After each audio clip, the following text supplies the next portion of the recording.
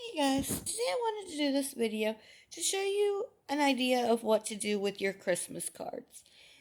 Most people either hang them on their fridge or keep them in like a basket or a bin.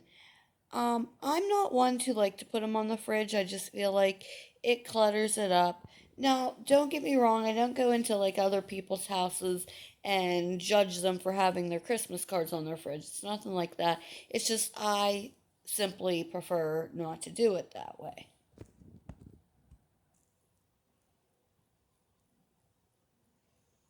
So instead, this year, what I decided to do was make this card holder and put it on a door.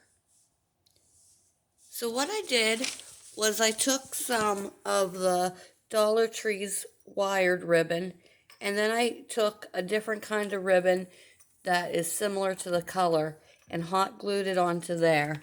And then at the bottom, I just have one of these door hanger bells.